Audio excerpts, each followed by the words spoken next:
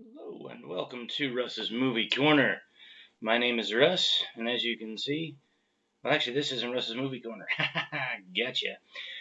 Welcome to Russ Plays Games. My name is Russ, and as you can see, I have on my nice dragon um, uh, shirt. I love this thing. It is so cool. I bought this at Walmart, so if you're looking for it, that's probably where you're going to find it. I kind of wanted to show. I showed this off last time, but I kind of wanted to show it off again, just so people could understand exactly what this scenery is. Okay, so if you bought into the original Lord of the Rings back in 2001, 2002, actually I think it was like 2002, 2003, 2004, and 2005. Well, actually, I think it was just the first three sets. There was Fellowship of the Ring, which is a pretty basic set. There was the Two Towers, which had um, Uruk-hai warriors, um, and you also had Rohan warriors. The first one had the Last Alliance of Men and Elves against Moria goblins, um, and and then the Fellowship of the Ring had Gondor versus Mordor orcs. So it had Men of Gondor versus Mordor orcs, and each set came with this terrain. Okay, this is just little walls that you can paint up, and then this wall had a little archway and a little place for a miniature to stand. Okay, and from here, like normally, like if you had a bowman, he'd be able to fire over the top of this. Okay, and so I actually have coming in the mail. It should be here this week. I have Lurtz and Ugluk, and I have the Ruins of Osgiliath. Okay, and the Ruins of Osgiliath looks very much like this set. The only difference is that instead of being this thinner plastic, it has a much thicker wall, and then it has stairs. And there, instead of having like one tiny platform like this one here, okay, this little tiny wooden platform, the actual platform is um, much larger, it's much longer because the ruins are a little bit bigger. Okay, and so like I think for the one that they have, like they have a way to get up, and then they have an archway like this, and then you literally go like all the way across, and then it actually like there's a parapet up above the arch itself. So instead of just having this one tiny little platform, it's got an entire shelf across here where you can set your miniatures, and then there's like crenellations along there. Okay, so if you've seen Two Towers Special Extended Edition, or if you've seen Return of the King, then you'll know what that is. I have a Return of the King set in the mail right now, and when it comes in, I will have a couple of like fallen statues that will kind of fit on the ground. And then with the Osgiliath set also has a couple of standing statues that you can use as just sort of ruins around in different ways.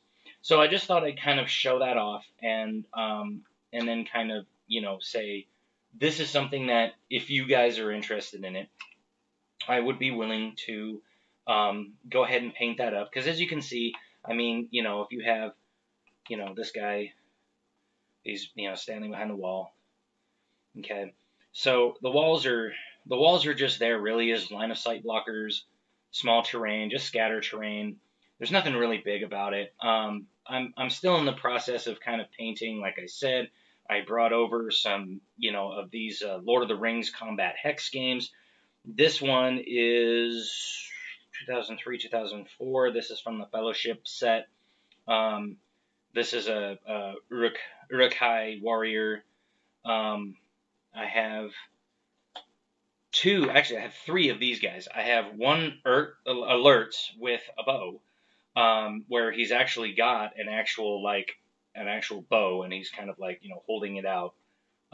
And then I have 2 of these guys. And the reason why I have this guy out is because he's got the handprint on his face. Because when they put the white hand on them, when you see Lurtz, he's got a guy that comes over and like puts a hand on him like this, and then pulls it off, and so he's got this big, he's got the palm print on his forehead, and then the various, like, the fingers come down across here and then over this way. So I'm going to be using him as sort of a guide when I go to paint. I'm going to try to make him, because this is exactly the pose that he's in. Okay, and Ugluk looks very much like this Urukai. The difference is, instead of a shield, he's got the goblin or the Mordor orc head in his hand. Okay, so he's the one who was like, "They are not for eating," and then he chops off the dude's head, and the one guy's like, "Just a mouthful," and then he slices his head off, and then he's like, "Looks like meat's back on the menu, boys." So I have those 2 coming in. I also need to get some more. I needed some more guys, which is why I went for the Return of the King set. This set is only going to be figures. There's really not much else in it. I had bid for another set that had the book, and it had a flyer, and it was more complete, and it had the guys on the sprues. But unfortunately, I lost the bid for that one, so I'm not going to get that one. But when I do end up getting the Return of the King set, I'm going to start painting a lot more of these miniatures, okay? So if you want to see that, let me know in the comments below. Let me know if you guys want to see me paint some of these in the vein of how I painted some of these other characters. Now, that being said, okay, I went back, I got my, I finished Athic's armor, and as best I could. He was kind of hard to paint because he's like really, he's got a lot of small areas because he got that big shield. And I finished, I just had her, where'd she go? Oh, there she is. I just finished Christiana's veil, and as you can see, it looks semi-transparent, like I told you I wanted it to. Now, there's a technique to doing this, okay? Originally, I had painted the veil red, and then I painted the blue over it. The problem was, the blue was a lot stronger than the red, okay? So the blue kind of like really like covered the entire thing.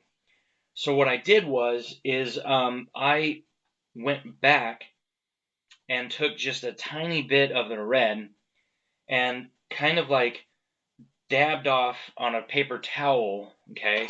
So I took some of the red, I kind of dabbed it off like this, and then I went back and I sort of like just kind of painted a very, very light layer over, so that the red on top shows the blue underneath, okay? And so what ends up happening is that now it looks like her hair is showing through the veil, okay? Like her veil is actually made of like a lightly translucent material, okay? So we will continue on with Christiana today. I'm going to go ahead and kind of paint up some of her like gloves, her 2 swords, and some of her armor, and then the little crown that she wears. And then what we will do is sit down, and then I'll probably paint a little bit more of Athic, like his weapons and maybe his shield, or his weapon and his shield. Basically, I just kind of want to get those done today. I have an appointment at 1 p.m., so I've only got like a couple of hours, so I'm not going to be doing a whole bunch of painting today, but I just wanted to at least get some of it done so that I can upload the next couple of episodes, and we can try to get going on these things. And I know that sometimes I tend to talk for the first like 10-15 minutes, but I'm just kind of letting you guys know like what I have coming in the mail and what I've got going on. Because I talked with some friends of mine, they want to play Warlord, but they kind of want to learn some miniatures games first. So the miniatures games that we're going to be talking about are going to be Lord of the Rings because they're huge Lord of the Rings fans. My one friend, his first name is actually one of J.R.R. Tolkien's names. Okay, that's his first name, his legal first name. He doesn't use that name because a lot of people don't really understand the significance of it. So he uses his middle name most of the time. And then, we just kind of, it's like we just kind of talk every once in a while and it's cool. And so one other thing I wanted to kind of show off was these are the gravestones that came with this Grave Wraith character. Okay, now I think I showed this guy off, the plastic version of him. This is the metal version. And basically, like, they came with these extra gravestones. Okay, so there's one with a little cross on it. There's one that's kind of normal, and then there's a little bit smaller one. Okay, and so what I'm going to end up doing is just like I did with these guys, I'm going to make them my casualty markers for my Necropolis army. So eventually I'll get these painted up. And if you want to see me paint those up, I can do that. Again, leave a comment below. Let me know what you're thinking. And also, Ambush Alley Games, which is an interesting, they're an interesting company. They have a lot of different parts. If you'd like to see me paint, they had this game called Tomorrow's War, and it was kind of a near future sci-fi battle game based upon like a modified version of say Warhammer 40k, where you had skirmishing units. So you didn't have regiments. You had everybody would kind of move on their own, attack on their own. That kind of stuff. Like you had squads. And it was mostly scenario based, which I wasn't too fond of, but they just kind of did some of those things. And so I've been painting up just for the hell of it. I have a whole bunch of these 1/72 miniatures. Okay, these are very tiny. They're not quite like say War Master from Games Workshop, which was small scale, large battle system. So where you would have what they would call 10mm miniatures, which were like real tiny, but you could paint like 100 of them, and then you'd basically have these what they called regiment bases, and you would just like put a whole bunch of them on these regiment bases, and then you would go and you'd battle, and so you'd have mass combat, almost like say Warhammer 40k Apocalypse style combat. Okay, and they called it War Master. These are not quite as small as that, but it works for the scale because that's why I have this little Jeep here. I painted up a little tank. I went to the dollar store and I purchased a couple of these little like robots. They have, I don't know if it still works. No, it doesn't. It's dead. But basically, they have this little thing in the back where you could like push it, and then like there's like a little light in the front, and it would like light up. And basically, because they had rules for like walking mechs, and tanks and hover tanks and stuff like that. So it's like I said, it's a near Earth science fiction thing. And if you want to see me paint up some of these characters, some of those kind of figures, because they're extremely small, they're very, very difficult to paint. Like I have a guy here with a big rocket launcher on his back.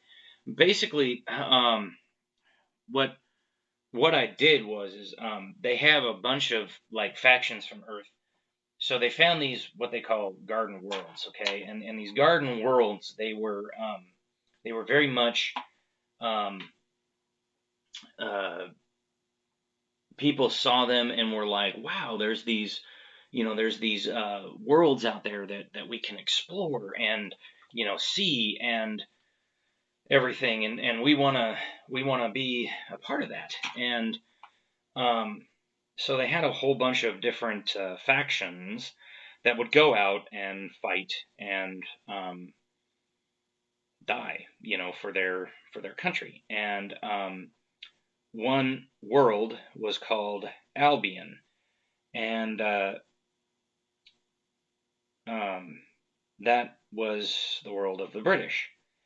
And so I thought, well, everybody's going to want to play United States or whatever. And so I got I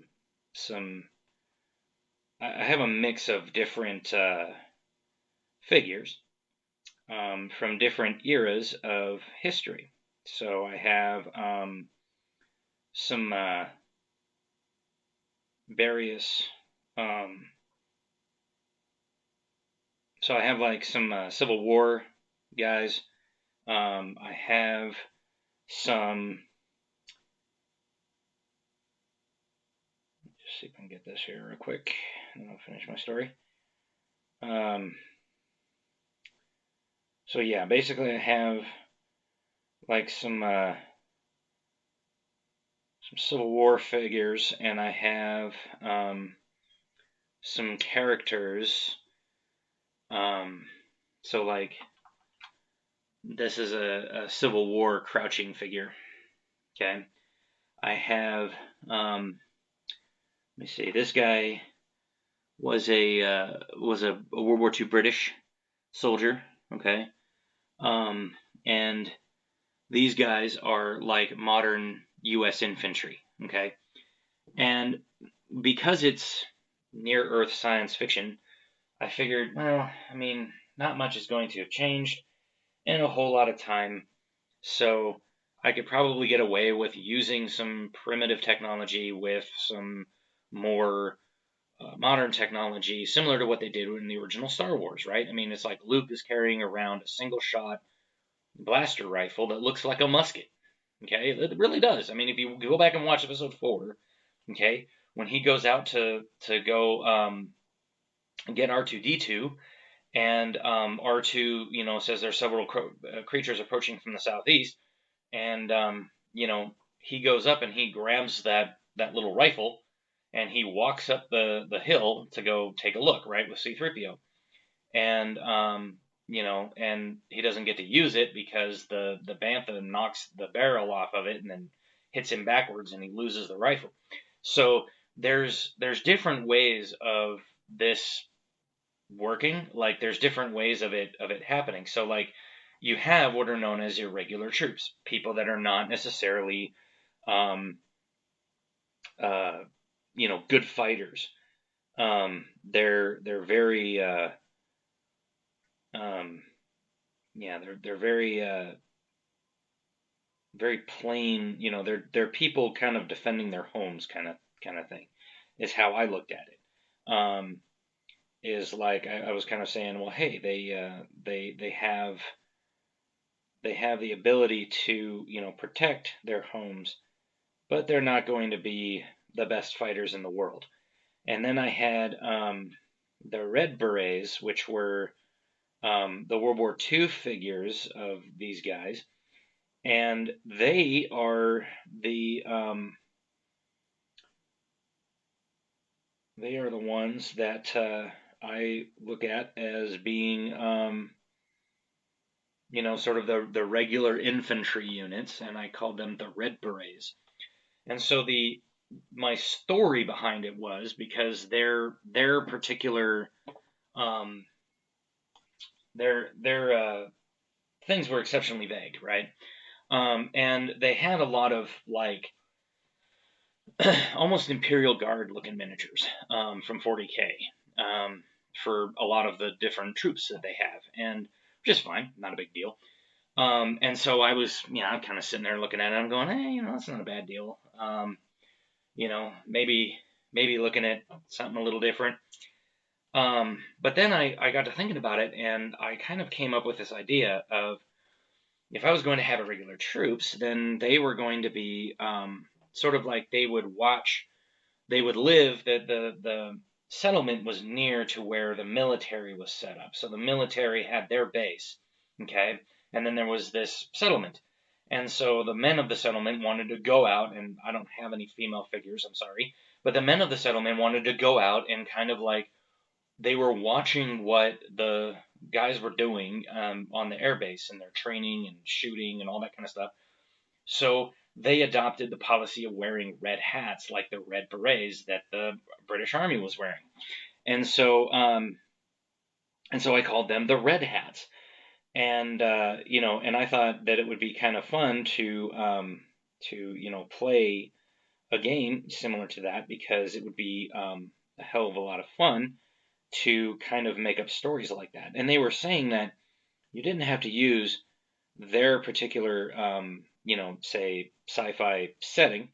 You could use your own sci-fi setting if you wanted to create a setting that was kind of near Earth future that would fit within their particular brand of science fiction. And I kind of liked their setting. I thought their setting was pretty cool because there was there were different wars that happen, and there's different things that are going on in the galaxy at large, where corporations, some corporations are kind of like running the show in certain ways, in certain respects, but then on the other hand, like a lot of nations and stuff are kind of also running the show. And so you have like competing corporations along with competing governments that are trying to, get mining rights so that they can, do things. And other people are just escaping to a better life. And then the countries are getting word that these people are being attacked by other nations. And so they're sending their particular characters out to, beat these guys back so that they can have a life without it being, so much that they're going to die. So what I just did here, I just put gold around the veil, around the top of the veil. Okay, so it's almost like a crown. Okay,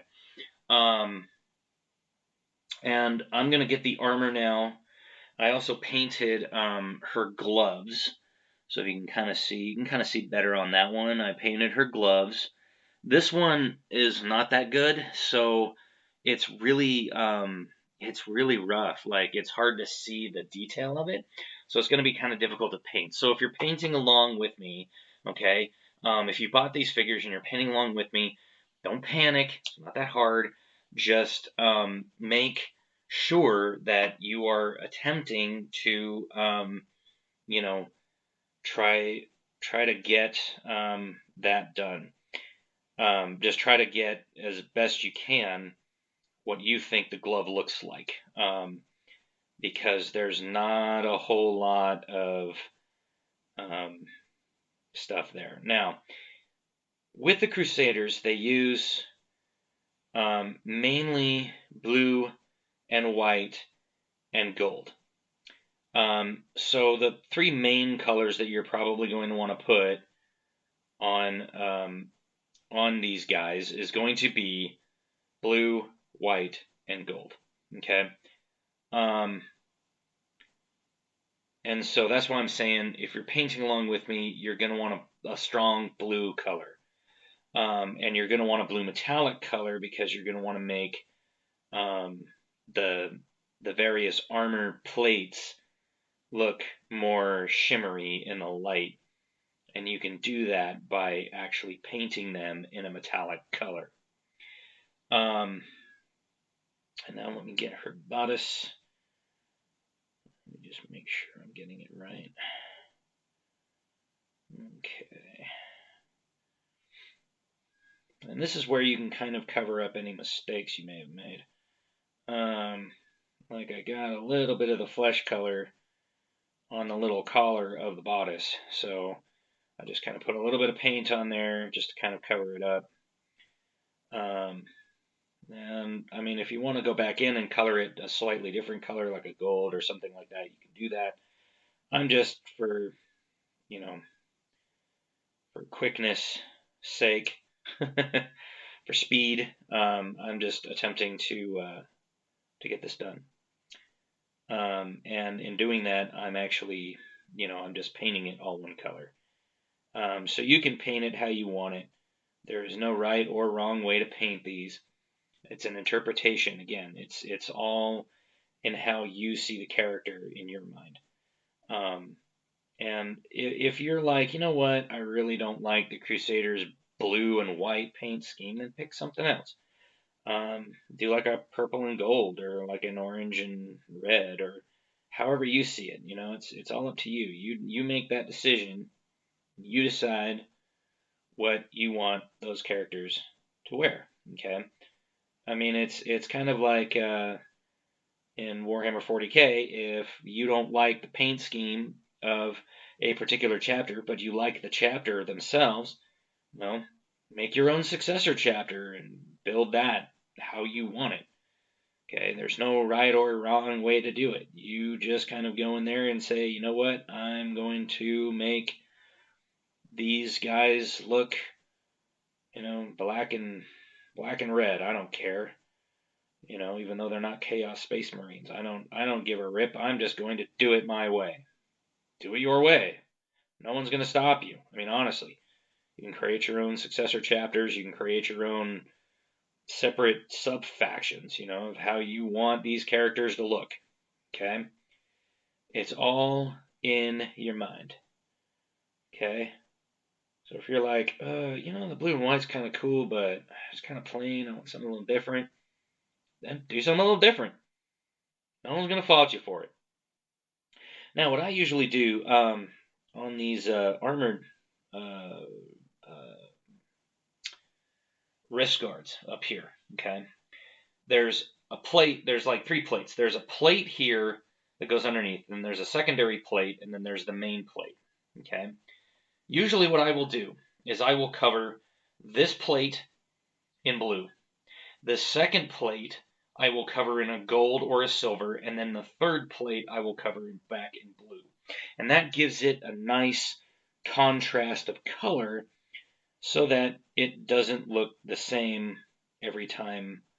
It's not just blue all the way across, if that makes sense. So when I get done painting this one here, I'll show you what I mean. Okay, so you can see the 2 plates there. Okay, the 2 plates, there's the one in front, okay, that's the one I was talking about, up on the wrist, okay, right here. And then there's this secondary plate that's still black, and then there's this third plate, okay, and that third plate is the one that I paint, that's the furthest back one, that's the one I paint blue as well. Okay, and then what I will do is I will come back in and I will actually paint I will actually paint that secondary plate like a gold or a silver color, just to give it a little bit of a pop. Okay, so that they don't look the same, but they don't look, but they look really cool, which is one of the reasons why I left the gold. Okay, and I'll do the same thing because on the knee it does the same thing.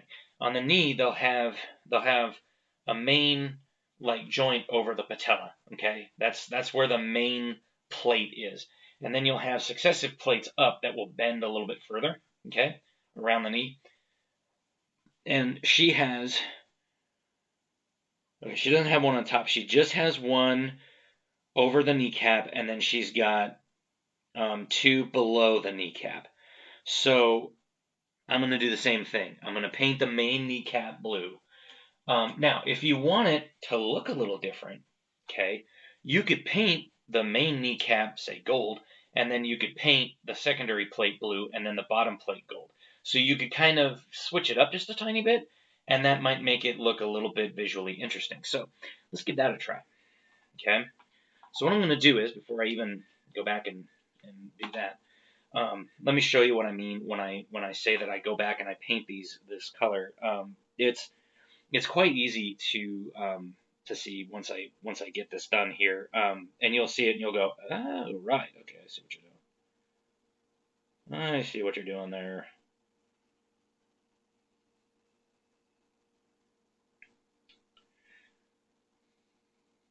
So yeah, I've been looking at that Tomorrow's War for a while, and the only problem that I have with some of the scenarios that they included was that the scenarios have a much different feel to them, and you have to have exactly what they have. Like, there's no alternates, if you know what I mean. Like, there's no, oh, if you don't want to play with these forces, make up,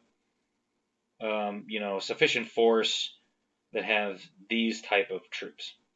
So I've been kind of like, I basically, because there's different what they call troop quality and morale characters, okay, and the troop qualities have different things. So like the first troop quality is like a D6. That's your irregulars, okay? That's the guys that really don't know what they're doing, and they have what is called asymmetrical engagements. And asymmetrical engagements just means that when you are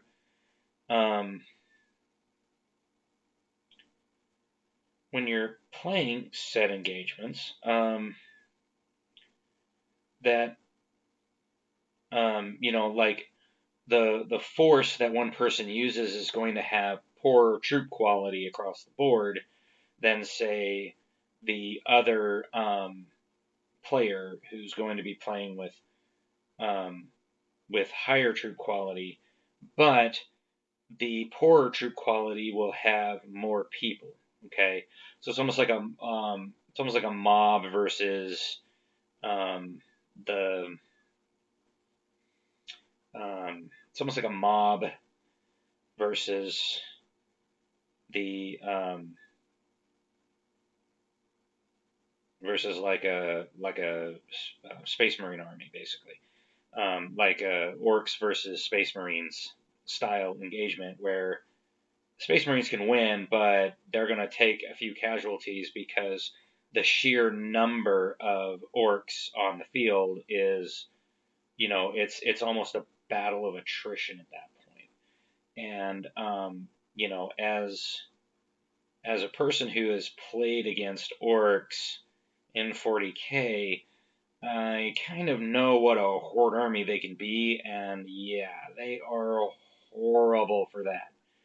They can just overwhelm you so quickly, it is just not funny. And that's kind of what the asymmetrical engagement kind of does for this particular game, is it brings this sort of like, I have poorer troop quality, but I also have a lot more figures on the board, whereas you have higher troop quality but less people. And it almost becomes a Black Hawk Down style scenario where, you're vastly outnumbered and you kind of have to survive a certain number of turns to be able to win, to be able to be extracted. It's like, oops, we landed on this rock and now we're being killed by the dozens. But they are being killed by the hundreds. And if you've ever seen the movie Black Hawk Down, you'll know exactly what I'm talking about. Those guys, we lost 19 soldiers in that engagement, okay? Which is sad, okay? It is. It's very sad. I'm not saying that that's, but it's also, we only lost 19 guys, and we were fighting basically the entire city all night, okay? So that just goes to show the vast difference in training between, Muhammad Farahdi's armies and the United States Army, specifically the Army Rangers and the Delta Force, because the Army Rangers, they are some of the toughest SOBs on the planet.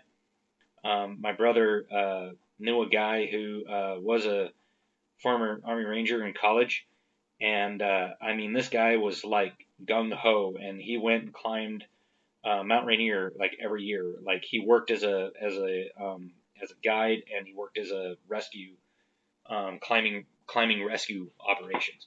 And so, our guys are, and he worked. Sorry about that. Was talking and kind of lost track of time.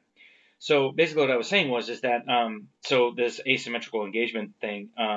Like I said, my brother kind of had a personal connection with Black Hawk Down, and he read the Mark Bowden book before it got turned into a movie by Ridley Scott.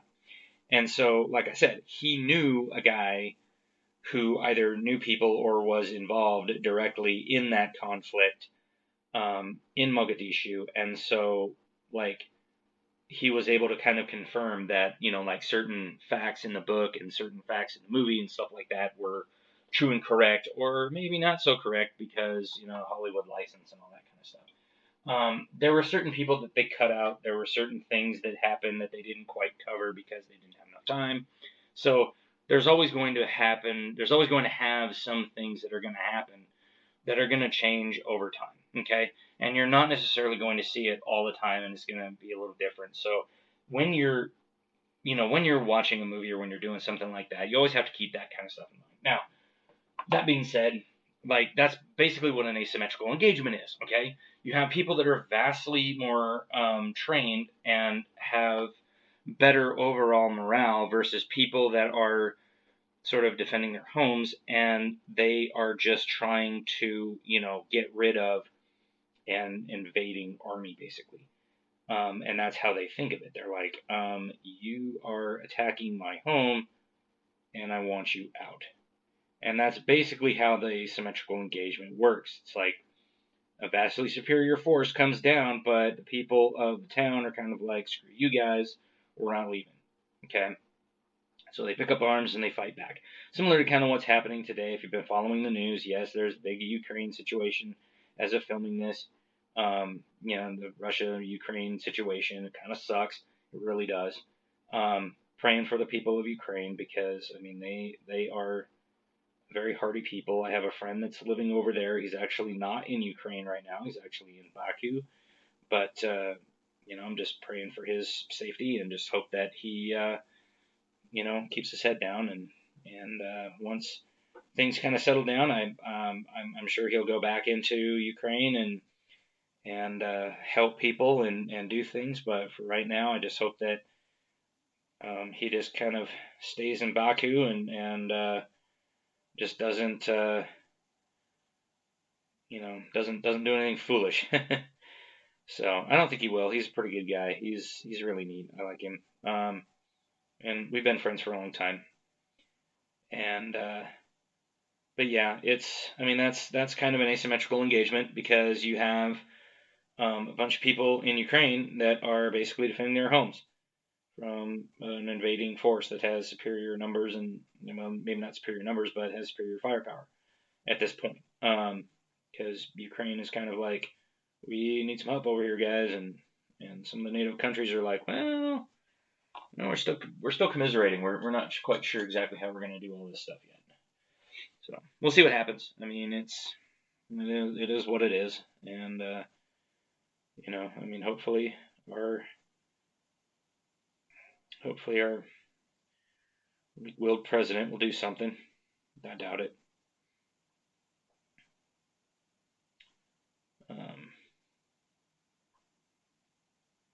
But yeah, so tomorrow's war. That's basically why I have those type of figures. I have this guy with a big old rocket launcher.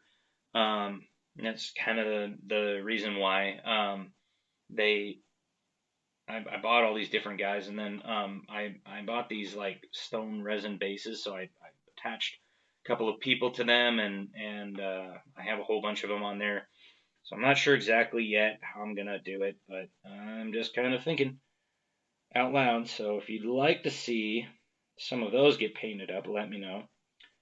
I would be willing to do it. Because again, I mean, this is a fun hobby for me, and I just kind of wanted to show people some techniques that I use to try to achieve certain effects. Okay, so forgive me if I'm rambling on and about nothing in particular. But when I'm trying to explain something, I just want to make sure that people understand that. So yeah, Tomorrow's War. I've been kind of working on a thing where, and like I was saying before, there's different troop quality die, and basically what I was thinking is that the troop quality you would have to have, everybody would have to have, almost like with some of our other more famous games like Warhammer 40K and stuff like that. You would have to have certain units in your army, a certain number of units in your army, and you couldn't use those. Like you can't trade those out. You have to have those in your army to make it work. Because one of the things that I think was a weakness in this in that particular game was that, again, they were basing it on more of a scenario based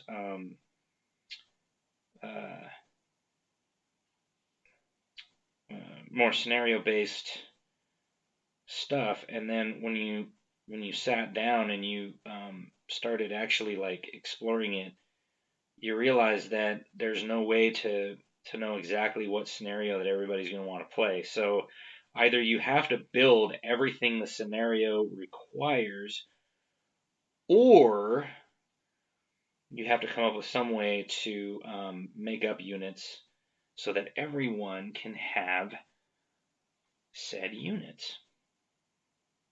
Otherwise, it just becomes kind of a guessing game of what you want to build. And so instead of being able to just play, you end up having to go in and sit down and build different stuff. And I'm not for that too much because it's too free and open in my opinion. All right, I need that back. So let me finish this, and then we'll move on to Athic. We'll paint his weapons up. So as you can see, that's her knee. And so as you can see, there's the gold, and then there's the blue, and then the gold, and then I painted gold right around her thing. Now, she has up here on her thighs, she's got a little, it's like a fleur-de-lis type thing on kind of on her thigh, okay? It's hard to point out. Once I get done painting it, I'll go back and I'll show you how it looks.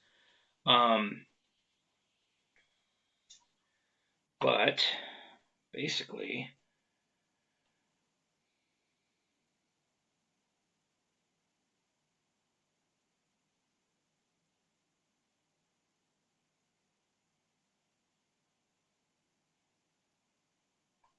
because it doesn't really show up that well.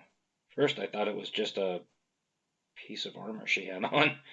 I wasn't sure exactly what it was. I was like, wait a minute, what is that? Oh, it's a fleur-de-lis. Okay, now I see it.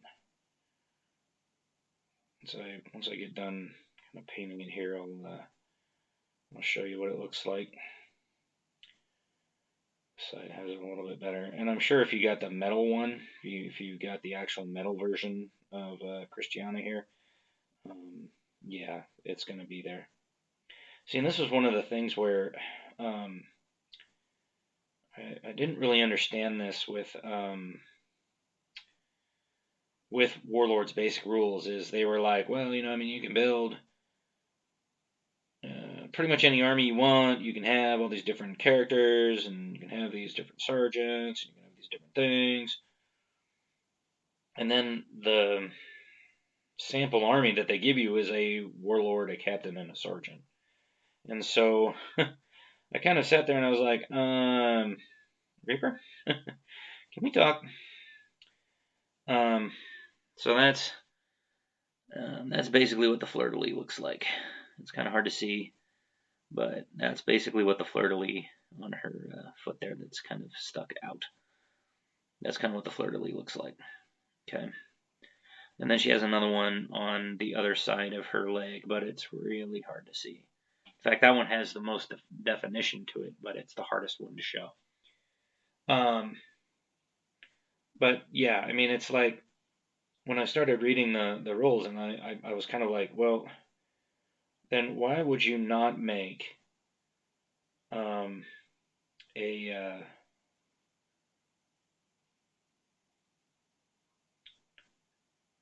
like why would you not make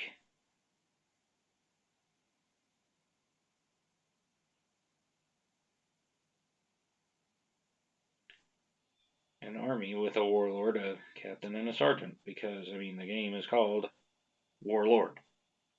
Why wouldn't you? So I've been giving it some thought, and if people are interested in actually playing the game, reviving it a little bit, I've been thinking about reaching out to Reaper and seeing if they would allow me to revive the game for a 3rd edition and make some changes to the base rules and do a few things with it, and then see if we couldn't say release, like have like a Kickstarter that has the base rules and various other parts to it with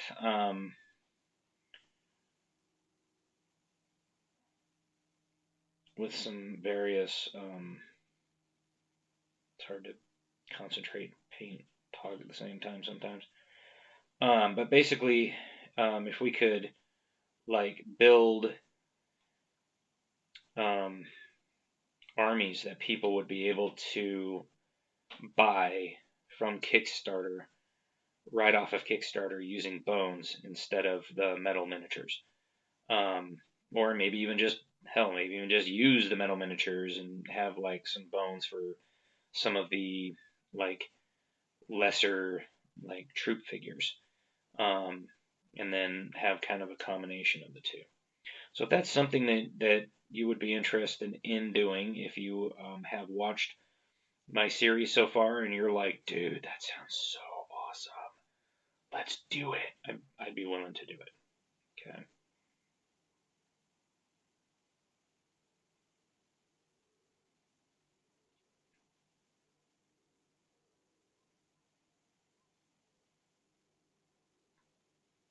Okay. Alrighty then. I think that's everything for now. So, right above the gold part on her foot, it's really hard to see, but right above the gold part on the foot is this small little fleur-de-lis right there. Okay, make sure you get that in whatever color you want it to look like. I'll paint her pants later, and we'll need to paint these little things on the back of her dress and stuff like that. But I'm going to set her aside for the moment, and we're going to move on to Athic.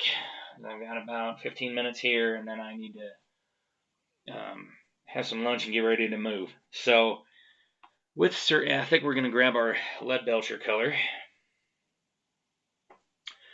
I'm kind of thinking, like, how do I want the symbol to look? Because, I mean, I'm giving him, because he's a Crimson Knight, I'm giving him red armor.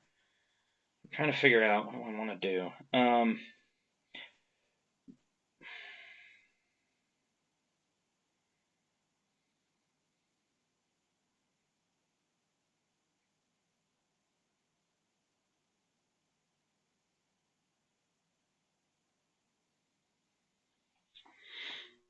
So the Crimson Knights, I've been kind of rereading the army books, because I got the Overlord's army book. It is very fascinating, because The thing about the army books for the Reaper Warlord game, if you can find them, if you can get your hands on all of them, they only had 5 at the time. That they stopped doing it right before they did 2nd edition Warlord, and they sort of changed. When they did 2nd edition, I don't know how much lore they actually crammed into the actual books. I don't have the 2nd edition rule set. I only have the 1st edition and the Rage Chronicles, which is available on Board Game Geek. So if you're curious as to the different units that you can get, the Rage Chronicles actually has pretty much up until kind of the Savage North came out, has all of the factions present, including Razek's Pirates, which are a subfaction of the Mercenaries. Razek was an undead pirate who, he died going after some treasure somewhere, I think, is his story. I don't really know his whole entire story because I didn't really talk about him too much. But I know that he's like an undead pirate captain, okay? And so he really has a lot of, he has a lot of undead pirates that, kind of float around with him, and they all hang out and together and do stuff, and it's kind of interesting. The cool thing about the Rage Chronicles is that it kind of cuts down on the superfluous lore, specifically things about like role playing and Tautos and that kind of stuff. And that was one thing that I never really understood, was that Reaper had a very good miniatures game, but it seemed like they devoted too much time and effort into trying to create a role-playing setting, which really should have been its own book, probably entitled like Aiden, the Land of Strife, or something like that, where they could have taken some of their lore from the Dark Heaven Apocalypse set and the and Tautos, and then maybe the Savage North, and kind of like put it together as its own sort of campaign setting that way. Then they could have actually kind of talked about the different factions, not only in Tautos, but in Aiden itself. And it would have given, and then for people that play Warlord, it would have been a good thing. And that was really one of my main complaints with the game, was it was like, what are you trying to be here? Are you trying to be a miniatures game, or are you trying to have a role-playing campaign setting? Because I don't mind role-playing campaign settings, but the problem that I see a lot of the time is when people do some of these crazy things where they make certain decisions that affect the world as a whole for role-playing that don't really have a lot of bearing on what you're doing in the miniatures game. And so for me, I just find it easier to say it's a miniatures game first, campaign world second. The other thing that I could never understand was the actual campaign battles themselves. The actual campaign of Warlord, the miniatures game, was so in-depth, and if you've ever read the rule book, you'll understand what I'm talking about. If you haven't read the rule book, then you're probably going to go, I don't really understand what you're saying. Well, let me try to explain. Basically, what had happened, in the original game, they had a series of campaign battles, like they had a campaign battle system that you could fight with, to where you basically fought, or you basically like tried to fight for control of a city called Knothorn. Now, Nothorn is where the Darkspawn are from in the game. They're actually from underneath the city. That's why they're called Darkspawn, because they're very similar to, say, Drow elves. They're dark elves. They've summoned demons, so they're very much like the Dark Eldar of Warhammer 40k, where their debauchery birthed the god. It summoned forth these demons. It created this problem, and they are now trying to deal with it. And they're like, we don't know what to do, because actually, they do know what to do because they're the Darkspawn. They basically are in the habit of just like going out and being lecherous and debaucherous, and they don't care. They attacked 3 years before Warlord starts.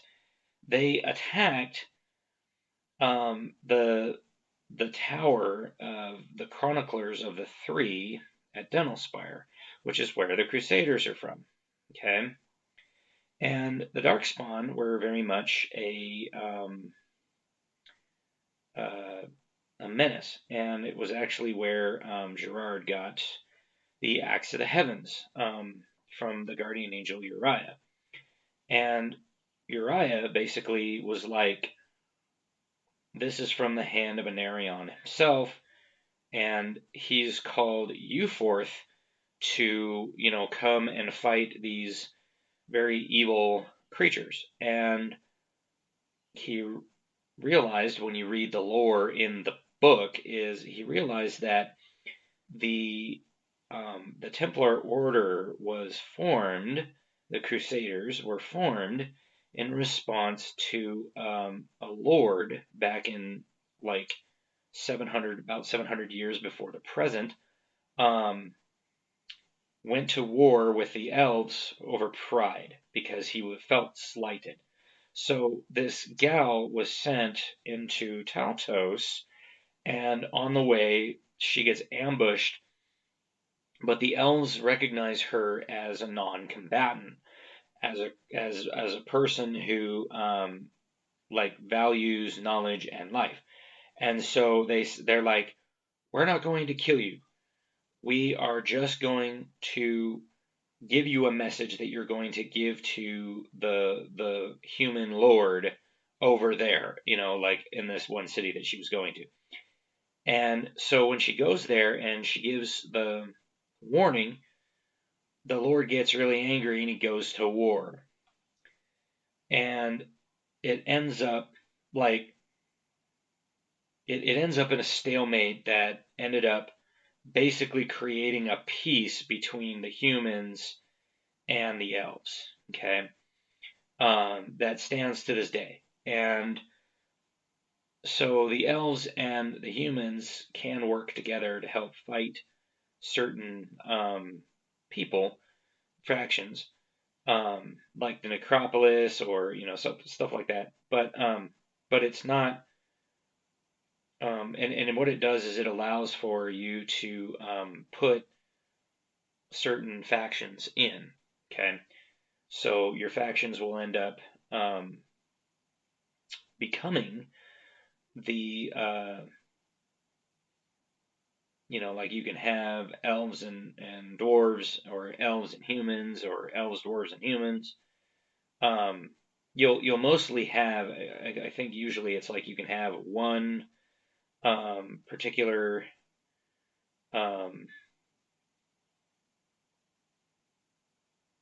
I think you can have like one sergeant army, basically like one regiment of a different faction in your faction army. So like if you're playing Crusaders, you could have a group of elves that go along with your party of Crusaders, or you could have a group of dwarves, or if you're playing dwarves, you could have a group of humans. As long as they're from the same place, if that makes sense. So they can't be different. They have to be the same. Okay? And what that means is that you have to go in and spend some time kind of thinking about what you want, if you want to have a separate force in your army of Warlord. And the same goes for evil factions. You can have other evil factions. Now, neutral factions like mercenaries and that kind of stuff, you can have as part of your army. You can even use Reptis or Nefsakar or Revan in with good or evil, depending upon how you see that faction getting along with your army, your army's faction in that sense. So, like, if you see that, like, if you're like, you know what, I would love to have a band of Reptis dragon men in my Crusaders army. Well, you kind of have to come up with a reason for them being with the humans, because they normally don't. Okay, they're a very closed off society. They really don't think too much of the humans except as plunderers of their realm.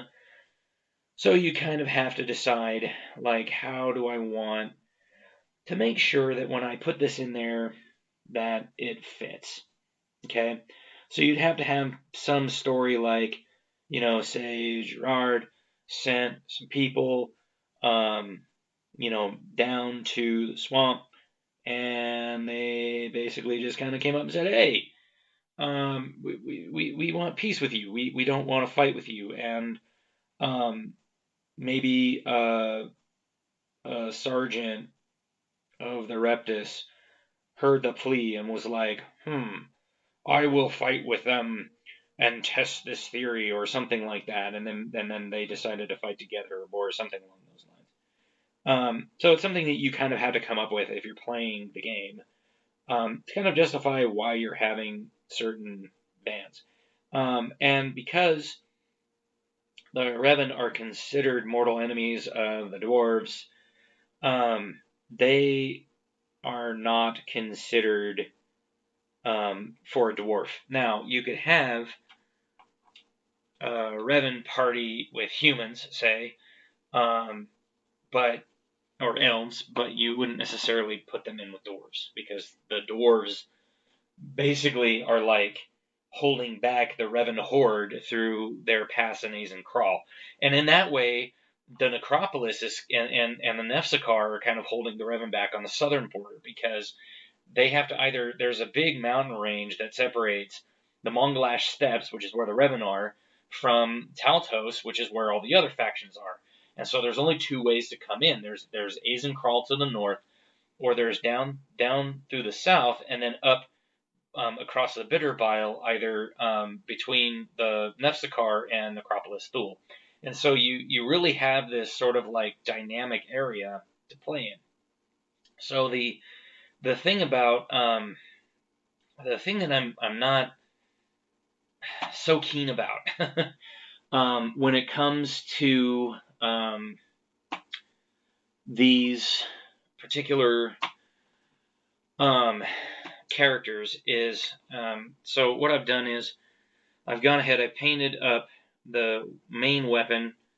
I left the bottom black because I'm going to paint the bottom of his mace a certain color, and I'm going to paint this little ball on top.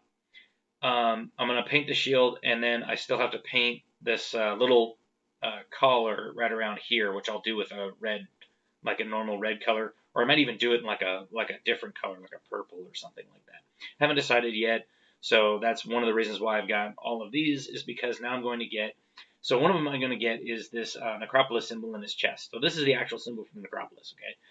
And then I'm going to paint this jewel, and then I'm going to and then I'm going to paint sort of the eyes and the face. So I'm going to paint the eyes green. I think I'm going to paint the face sort of a purplish color, okay? So I want it to be this sort of like really, really just kind of contrasting, like just really jarring face when you first see it, okay? And then I'll probably paint this and this like red or purple. I haven't decided yet. That's why I have all my most of my metallic paints right here, is because I'm trying to decide what I want to paint these guys. Okay, so I've got about 5 minutes here before I need to say thank you for watching. So let me just go ahead and I'm going to paint the face on the shield. Okay, so let me see here. So I'm going to take the blue and oh, come on now. I hate when that happens. All right. Come on, you.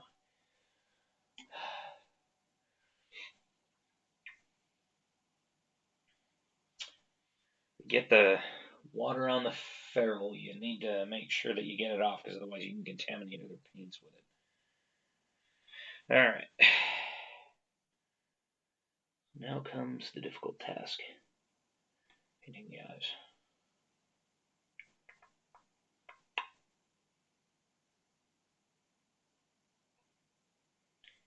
And you can be a little heavy-handed with this, because you're going to end up, painting the green around it, but you don't want to do so much that it takes its detail away, if that makes sense.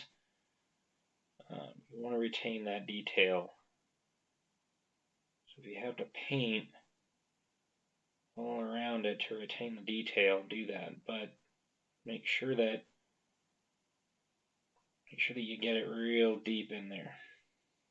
Okay. So that's what the eyes are going to look like. And then I'm going to paint the face green. So this is going to kind of be the last part of it that I'm going to do. So the first thing that I'm going to do is I'm going to use 2 different brushes. So I'm going to use probably this one to get most of the face.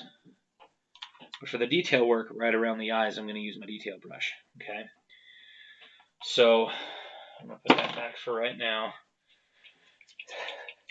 I'm going to use this in a little while, so I'm going to shake it up nice and good, get all the paint flecks, get all the metallic flecks to move around.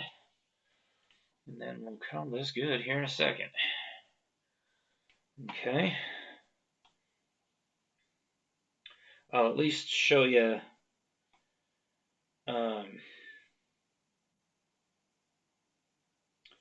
what it looks like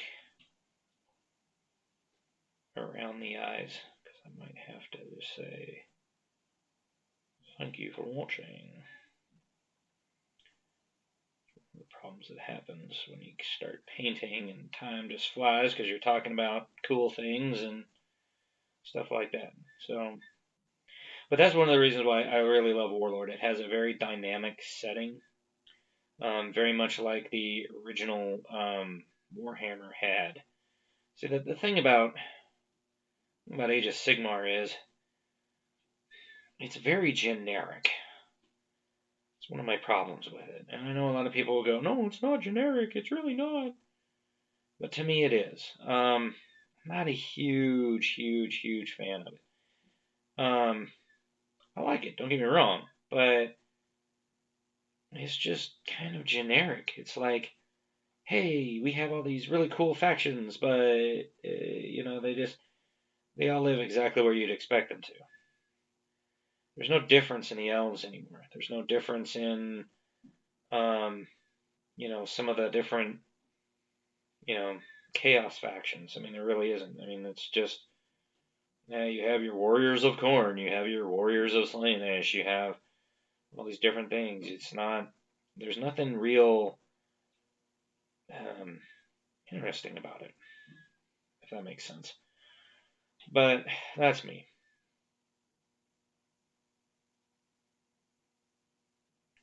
And I mean, basically the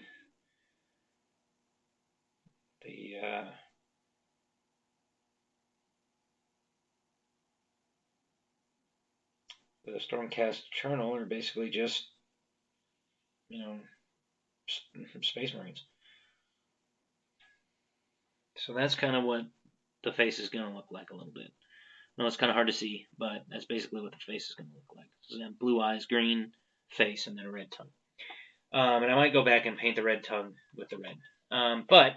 So this is going to end here in just a second. Go ahead, smash that like button, hit subscribe, drop a comment below, let me know what you think, and I hope to see you on the next one. And like I said, let me know if you want to see me paint up some of these miniatures here. If you'd like to see me paint up some of these kind of miniatures. If you'd like to see me just paint more Reaper miniatures and just kind of show you some more techniques that way. There's a lot of techniques that I'm still kind of learning myself that I could, try to pass on to you. I just posted up a video the other day that has I went to Hobby Lobby, and this was the actual brush set that I got. The other one was from Walmart, but this one was the actual brush set that I got. So, thank you for watching, and I'll see you on the next one.